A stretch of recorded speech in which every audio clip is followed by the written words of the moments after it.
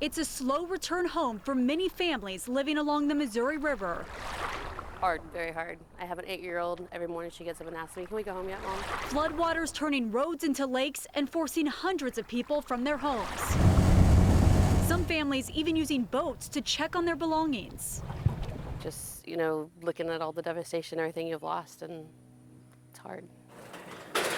Andrea Pope moved to Levacy nearly 2 years ago with her husband and 4 children. And we haven't even been able to get into my daughter's room yet.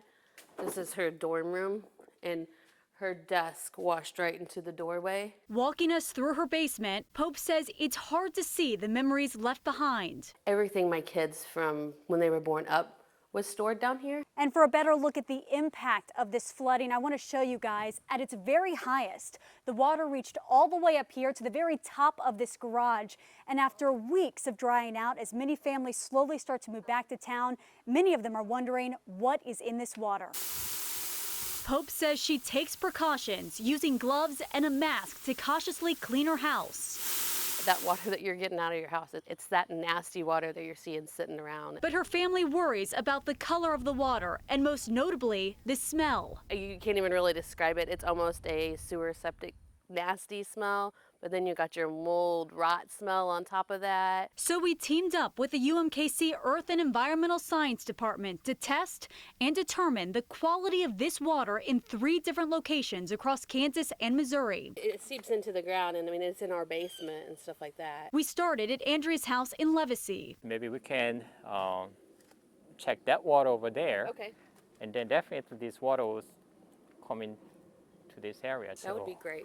Anything to help us out. Ji-Jung Lee is an associate professor at UMKC. So this is the basic water quality. He asked his team to collect water and to test it in 2 locations, both in front and behind Andrea's home. We do the same thing. You wait for 30 seconds.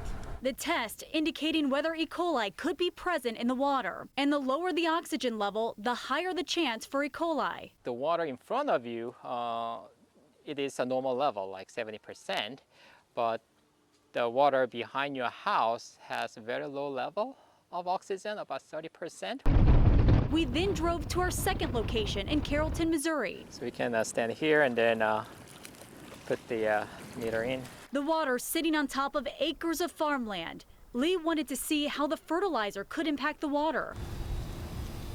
Finally, we drove to Riverfront Park in Leavenworth, Kansas. This stop bringing with it more tests and more dangerous signs. And you guys can measure the water quality in the other side. Days later, back in the environmental science lab, the results came in. So Carrollton, yeah, the water seems to be okay. In Carrollton, results showing low levels of E. coli, while in Leavenworth, E. coli remaining within the standard range, bringing caution when using the water. It's good to see that not much high level of E. coli from that water.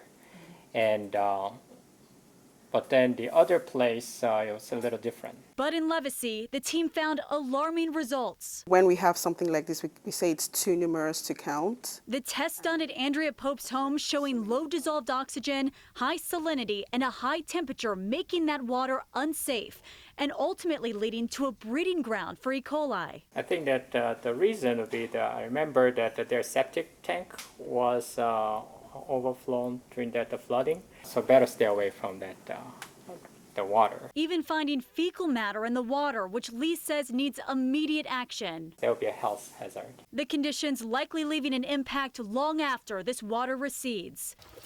But Andrea remains hopeful her hard work will one day pay off and she will eventually be able to return home. This is my home. This is our home. We hope, that there's nothing horrible in that water.